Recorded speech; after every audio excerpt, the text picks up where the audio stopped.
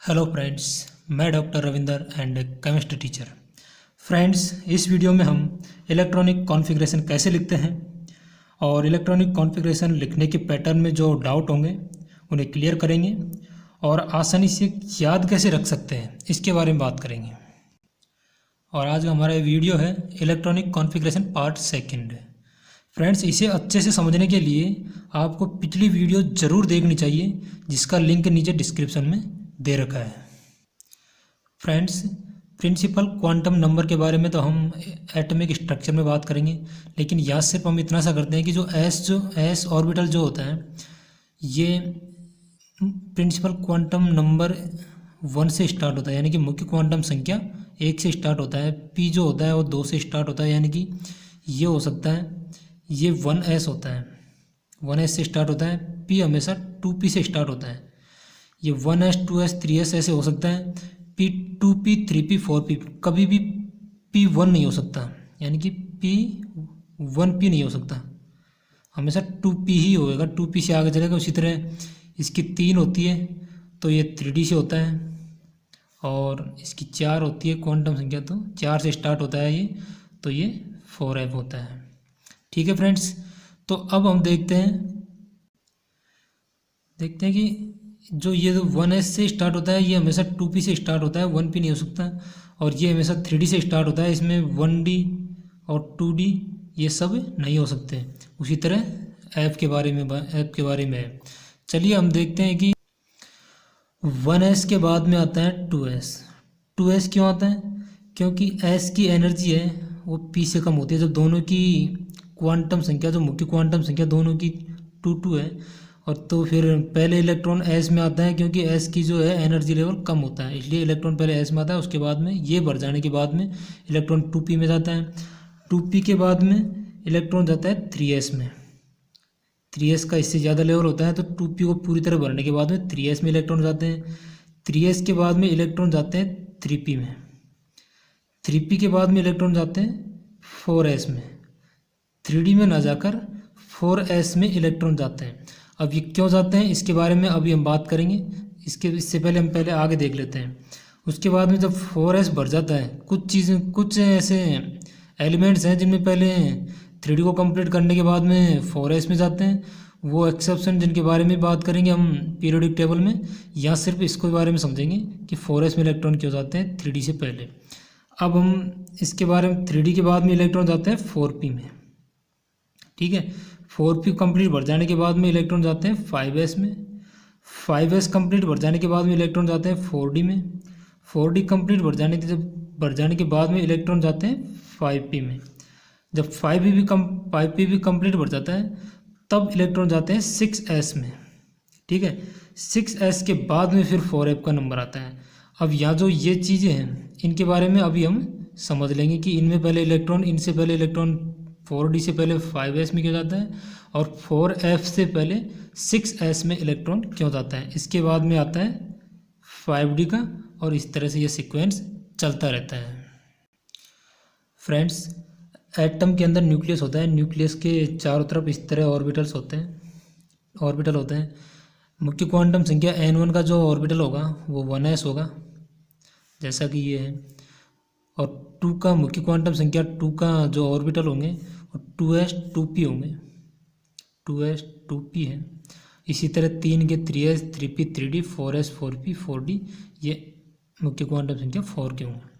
Friends, जैसे जैसे electron आते जाते हैं तो सबसे कम एनर्जी लेवल इसका है, इसके बाद में इसका एनर्जी लेवल थोड़ा ज़्यादा है, इसका उससे ज़्यादा है, इसका उससे ज़्यादा, ऐसे एनर्जी लेवल बढ़ता जाता है, जो पिछले वीडियो में हमने इसके बारे में बात कर ली है। इलेक्ट्रॉन पहले इसमें आएगा, इसको पूरी तरह भरने के बाद में फिर 2s में आता है। 2s को कंप्लीट भरने के बाद में 2p में आता है, 2p को फिर 3s 3p। अब हम देखते हैं कि 3d से पहले 4s में इलेक्ट्रॉन क्यों चला जाता है। इसका एक रीज़न है फ्रेंड्स। इसका रीज़न ये है कि हमें पता है कि पिछले वीडियो में हमने बात की थी कि 4s में सिर्फ एक ही ऑर्बिटल्स होता है, जबकि 3d में 5 ऑर्बिटल्स होते हैं। ठीक है, ये हमने पिछले वीडियो में बात कर ली है इसके बारे में। 5 ऑर्बिटल्स होते हैं, 1 2 3 4 5, यानी कि 5 हो गए, और इसमें वो एक ऑर्बिटल होता है। इसकी स्टेबिलिटी आधे भरे होने की, पूर्ण भरे होने की स्टेबिलिटी के बारे में भी पिछले वीडियो में हमने बात कर ली है। तो फ्रेंड्स जैसे इलेक्ट्रॉन 3p को कंप्लीट भर लेता है तो एक इलेक्ट्रॉन आते हैं, जैसे भी एटॉमिक नंबर बढ़ते जाते हैं उसी हिसाब से इलेक्ट्रॉन आते जाते हैं। तो जैसे एक इलेक्ट्रॉन इसमें आता है तो उसे लगता है कि ये जो एनर्जी गैप उसको कम लगता है, इतनी एनर्जी इलेक्ट्रॉन के पास में होती है, तो जो ये एनर्जी गैप उसको कम लगता है, तो इलेक्ट्रॉन इसमें आने के बजाय इसमें चला जाता है। और इसमें जाने से उसको क्या बेनिफिट है, इसमें आने से उसको बेनिफिट है कि ये जो ऑर्बिटल एक है वो आधी तरह से आधा भर गया, मतलब ये आधा भर गया। अगर इसमें एक और इलेक्ट्रॉन और आ जाता है तो पूरा भर जाता है। तो ये हमने बात कर ली कि जो भी ऑर्बिटल, जिस भी ऑर्बिटल का ऑर्बिटल्स आधा भरा होगा वो ज़्यादा स्टेबल होगा एज ए कम्पेयर इनके। जैसे कि इसमें अगर एक इलेक्ट्रॉन आता है तो भी ये ज़्यादा स्टेबल होगा, अगर इसमें 2 इलेक्ट्रॉन आ जाते हैं तो भी ये ज़्यादा स्टेबल होगा, क्योंकि इसमें आधा भरा हुआ है। ये इसमें आधा कब भरा होता है, जब इसमें 5 इलेक्ट्रॉन आ जाते हैं, तब जाके इसकी स्टेबिलिटी के बारे में बात करते हैं। ठीक है, दूसरा जो इलेक्ट्रॉन आता है वो भी इसी में जाता है। क्यों? क्योंकि अब ये पूरे भरने की कंडीशन है, इसमें एनर्जी लेवल और ज़्यादा कम हो जाता है, और इस पूरा भरा होने की वजह से इसकी स्टेबिलिटी और ज़्यादा बढ़ जाती है, क्योंकि ये अपोजिट डायरेक्शन में आते हैं। एक इलेक्ट्रॉन इस डायरेक्शन में तो दूसरा इस डायरेक्शन बढ़ता है, जिससे और ज़्यादा स्टेबिलिटी बढ़ती है। इसलिए फिर उसके बाद में जो तीसरा इलेक्ट्रॉन आता है वो आता है 3D में। अब बोले कि 3D के कंपेयर में 4p में क्यों नहीं जाता? 4p में इसलिए नहीं जाता कि 4p में होते हैं, p में हमने पता है कि p में 3 ऑर्बिटल्स होते हैं। जैसे इलेक्ट्रॉन एक इसमें आता है तो इसमें जो एक इलेक्ट्रॉन की जो कंडीशन होगी वो इसमें होगी, ना तो ये आधा भरा हुआ है, ना ये आधा भरा हुआ है, और ना ये पूरा भरा हुआ है, और ना ही ये पूरा भरा हुआ है। तो इसलिए इलेक्ट्रॉन 3 जो क्वांटम संख्या है इसको देखते हुए एनर्जी लेवल इसमें कम होता है, क्योंकि क्वांटम संख्या 3 है और इसकी 4 है। तो इलेक्ट्रॉन पहले इसको होता है, उसके बाद में p में जाता है। और इसी तरह यही कंसेप्ट है एनर्जी लेवल का, और एनर्जी के जो इस तरह उसका यही कंसेप्ट आगे के जो ऑर्बिटल्स हैं, जैसे 5s है, 6s है, इनमें 4d है, इन सब में ये 5p है, इनमें सब में यही कंसेप्ट आगे लगता है। ठीक है फ्रेंड्स, हमने इलेक्ट्रॉनिक कॉन्फ़िगरेशन यानी कि इलेक्ट्रॉनिक विन्यास कैसे लिखते हैं इसके बारे में बात कर ली, उसके पैटर्न के बारे में, और उसके पैटर्न में जो डाउट है उनको भी हमने क्लियर कर लिया है। ठीक है, अब हम बात करेंगे कि इसको आसानी से याद कैसे रख सकते हैं। जनरली जब अच्छी प्रैक्टिस हम कर लेते हैं तो हमको जो ये इलेक्ट्रॉनिक विन्यास का जो पैटर्न है, जो सीक्वेंस है, वो हमको याद रह जाता है। लेकिन कभी कभी ऐसा होता है कि एग्ज़ाम के प्रेशर से या फिर एग्ज़ाम हॉल में बैठते हैं तो उस टाइम पे उस प्रेशर या ऐसे डिप्रेस होने की वजह से हमें ये चीज़ याद नहीं रह पाती, कभी कभी स्किप हो जाती है माइंड से। तो फ्रेंड्स, इसको हम इस जो ये मैंने जो यहाँ डायग्राम बनाया है इसको हम वहाँ मतलब क्विकली यानी कि तेज़ी से हम इस डायग्राम को बनाकर और तुरंत हम पता कर सकते हैं कि जो रियल इलेक्ट्रॉनिक विन्यास क्या हो सकता है। तो हम देखते हैं कि 1s 2s 3s 4s 5s 6s 7s, इसको ऐसे सीक्वेंस में लिख देंगे। उसके बाद हम 2p 3p 4p, यहाँ से 2p को सिर्फ 2s के पास से ही लिखना स्टार्ट करेंगे, ना कि यहाँ से। उसके बाद हम 3p 4p 5p 6p 7p। उसके बाद में आता है 3d, जिसके बारे में हमने पहले बात कर ली कि 3d आता है। तो 3d को 3s 3p और 3d को 3p के पास में लिखेंगे सामने, यानी कि यहाँ। और 3d 4d 5d 6d 7d, उसी तरह 4f 5f 6f को ऐसे लिख लेंगे। उसके बाद में फ्रेंड्स हम ये जो इनको हम मिलाएंगे कि हम इधर से चलेंगे 1s को लेते हुए, 1s आ गया। 1s के बाद में हम यहाँ से वापस जाते हैं, वापस आने के बाद में हम इसको ऐसे मिलाएंगे तो आ गया 2s, यानी कि 1s 2s हो गया। 2s के बाद में आता है 2p आता है, तो यहाँ से वापस जाएंगे, जैसे इस सीक्वेंस से हम चलेंगे इस पैटर्न से, तो 2p आता है। 2p के बाद हम 3s आता है। 3s फिर वापस से हम वापस से घूम के आते हैं तो 3p आता है पैटर्न में, फिर 4s आता है।